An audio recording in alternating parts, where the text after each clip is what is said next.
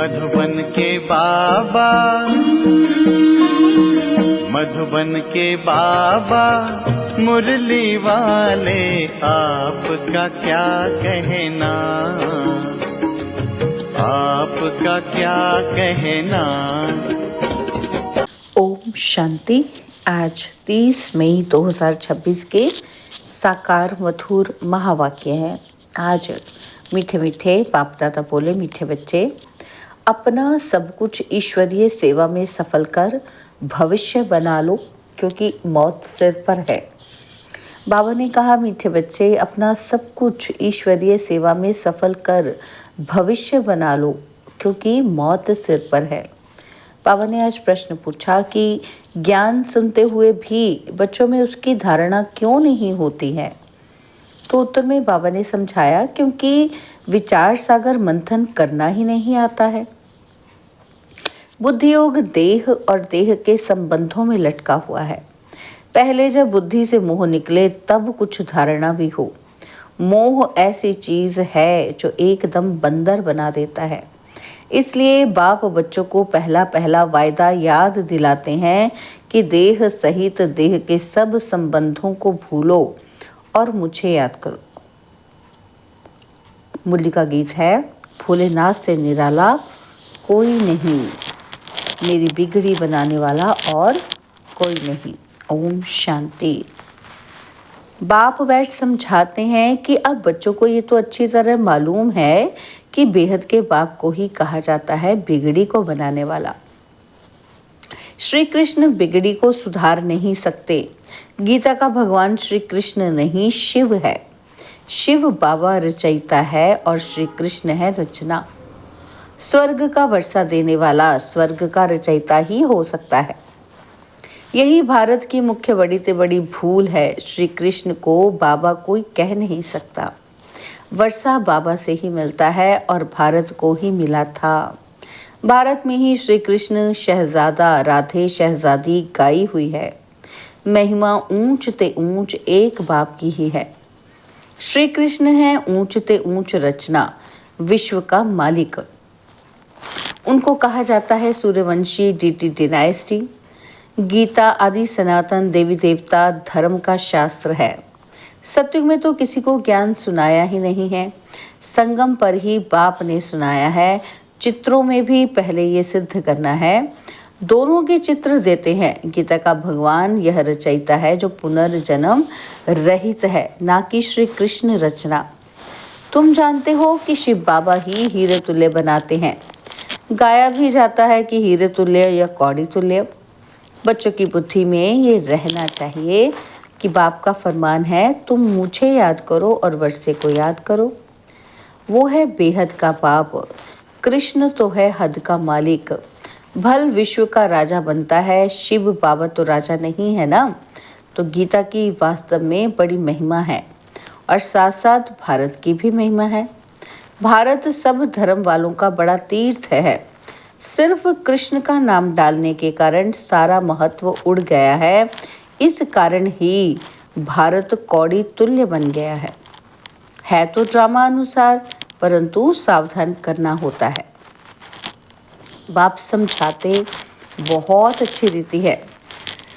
दिन प्रतिदिन गुहे बातें सुनाते रहते हैं तो फिर पुराने चित्रों को बदलकर दूसरा बनाना पड़े। यह तो अंत तक होता ही रहेगा। बच्चों को बुद्धि में अच्छी रीति रखना चाहिए कि शिव बाबा हमको वर्षा दे रहे हैं। कहते हैं मामेकम याद करो तो विकर्म विनाश होंगे। कृष्ण को याद करने से विकर्म विनाश नहीं होंगे। वह सर्वशक्तिवान तो है ही नहीं।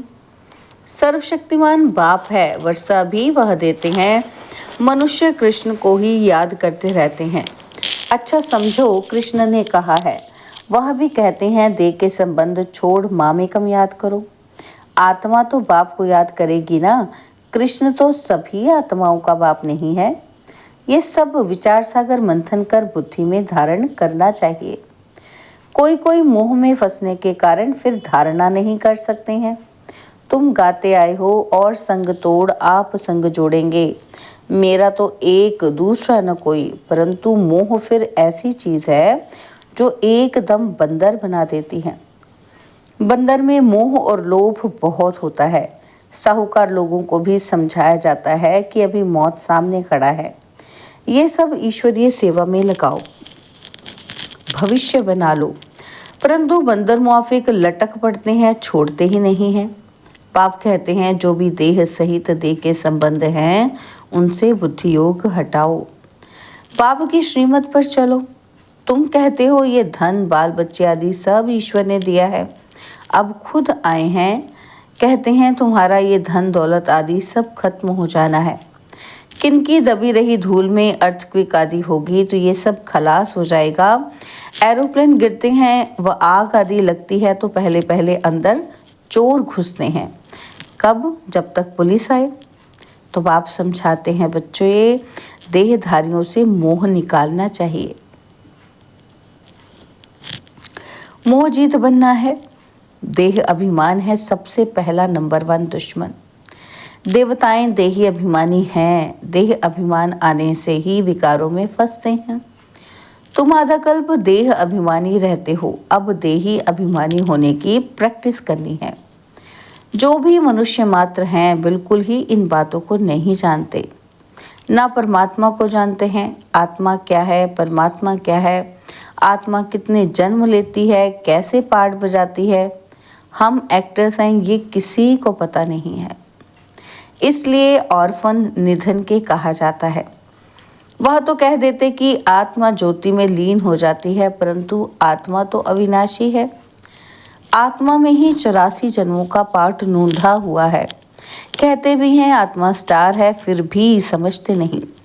आत्मा सो परमात्मा कह देते हैं, बाप को बिल्कुल जानते ही नहीं। आत्मा के लिए भी कहते हैं कि भ्रिकुटी के बीच में सितारा चमकता है। परमात्मा के लिए तो कुछ बताते ही नहीं है।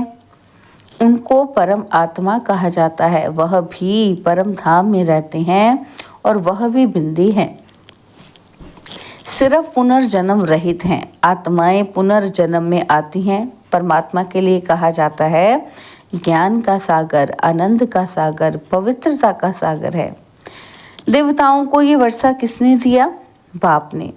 सर्वगुण संपन्न, 16 कला संपूर्ण इन देवताओं जैसा अभी कोई है नहीं। उन्हों को ये वर्षा कैसे मिला ये कोई को पता नहीं। बाप ही आकर समझाते हैं, उनको ही ज्ञान का सागर कहा जाता है। इस समय आकर ज्ञान देते हैं और फिर प्राय लोप हो जाता है और फिर होती है भक्ति। उनको ज्ञान नहीं कहा जा सकता, ज्ञान से तो सद्गति होती है। जब दुर्गति हो तब सर्व का सद्गति दाता ज्ञान का सागर आए। बाप ही आकर ज्ञान स्नान कराते हैं, वह तो पानी का स्नान है, उससे सद्गति हो नहीं सकती। ये थोड़ी बातें भी धारण करनी चाहिए।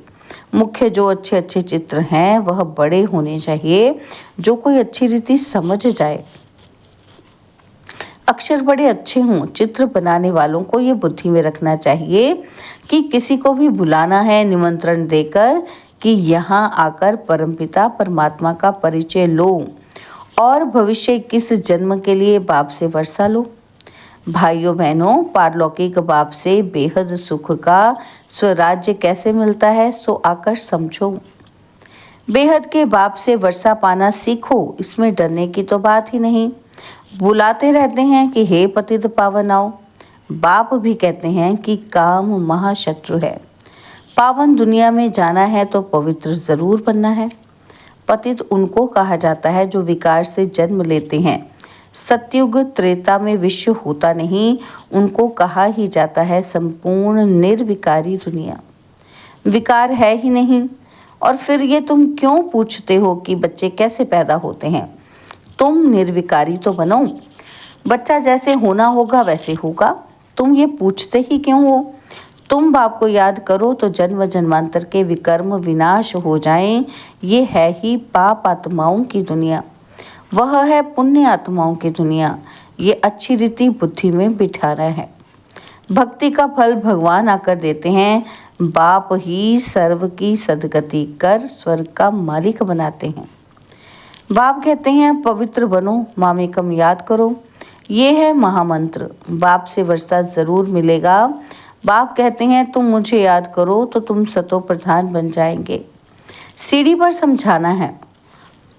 दिन प्रतिदिन हर चीज सुधरती जाती है। इनमें क्लियर कर लिखना है, ब्रह्मा द्वारा आदि सनातन देवी देवता धर्म की स्थापना। जब आदि सनातन देवी देवता धर्म था तो और कोई धर्म नहीं था। जो पवित्र बनते हैं वही पवित्र दुनिया में आएंगे। जितनी ताकत तुम्हारे में भरती जाएगी उतना पहले आएंगे। सब इकट्ठे तो नहीं आएंगे। यह भी जानते हो कि सतयुग त्रेता में देवी देवताएं बहुत थोड़े होते हैं, पीछे वृद्धि को पाते हैं। प्रजा में तो ढेर होंगे। समझाने वाले भी बड़े अच्छे चाहिए। बोलो बेहद के बाप से आकर वर्षा लो। जिसको पुकारते हो कि हे बाबा, उनका वास्तव में नाम ही शिव है। ईश्वर व प्रभु भगवान कहने से ये नहीं समझते कि वो बाप है, उनसे वर्षा मिलना है। शिव बाबा कहने से वर्षा याद आता है। उनको कहते हैं शिव परमात्माए नमः। परमात्मा का नाम तो बताओ। नाम रूप से न्यारा कोई नहीं है, उनका तो शिव नाम है।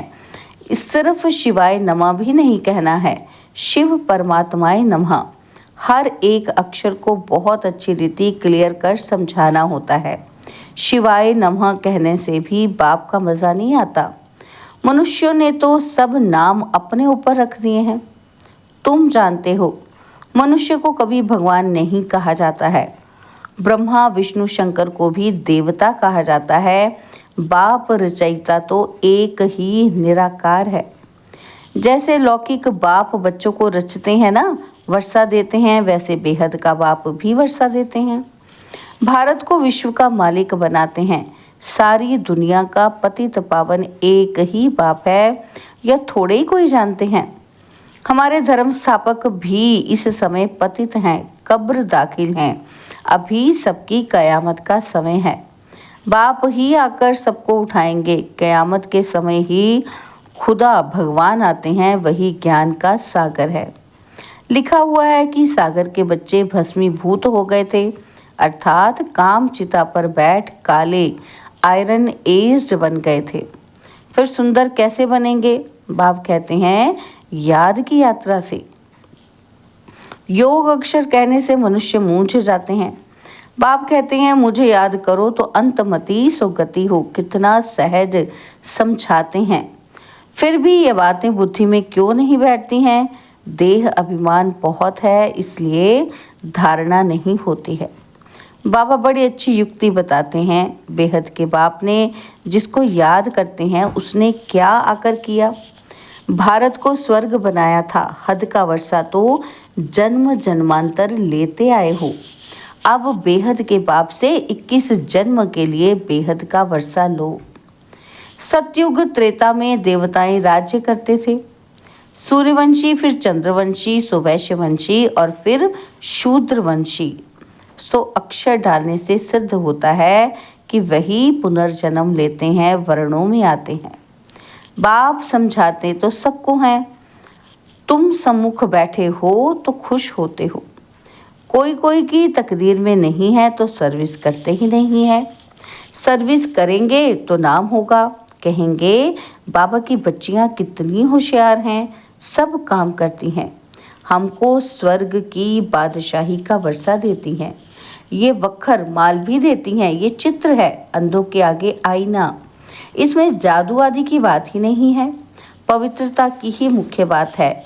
समझते हैं ये अंतिम जन्म है, स्वर्ग में चलना है तो ज़रूर पवित्र बनना है। विनाश सामने खड़ा है, पावन ज़रूर बनना पड़े। सन्यासी घर बार छोड़ते हैं पावन बनने के लिए, तो बाप कहते हैं विनाश सामने खड़ा है, मुझे याद करो तो बेड़ा पार हो जाए। अच्छा, मीठे मीठे सिकिल दे बच्चों प्रति माता पिता बाप दादा का याद प्यार और गुड मॉर्निंग। रूहानी बाप की रूहानी बच्चों को नमस्ते। हम रूहानी बच्चों की रूहानी बाप दादाजी को दिलवा जान सिकवा प्रेम से नमस्ते। ओम शांति। प्यारे बाबा, मीठे बाबा, मेरे बाबा, शुक्रिया बाबा, शुक्रिया बाबा, शुक्रिया। धारणा के लिए मुख्य सार है, पहला पॉइंट है विनाश के पहले अपना सब कुछ सफल करना है। ये कयामत का समय है, इसलिए पावन ज़रूर बनना है। और सेकंड पॉइंट है देहधारियों से मोह निकाल, मोह जीत बनना है। देह अभिमान जो पहला नंबर दुश्मन है, उस पर विजय पानी है और सब संग तोड़ बाप से बुद्धि योग जोड़ना है। बाबा ने आज हमें वरदान दिया, याद के मंत्र द्वारा संकल्प और कर्म में अविनाशी सिद्धि प्राप्त करने वाले सिद्धि स्वरूप भव। याद के मंत्र द्वारा संकल्प और कर्म में अविनाशी सिद्धि प्राप्त करने वाले सिद्धि स्वरूप भव।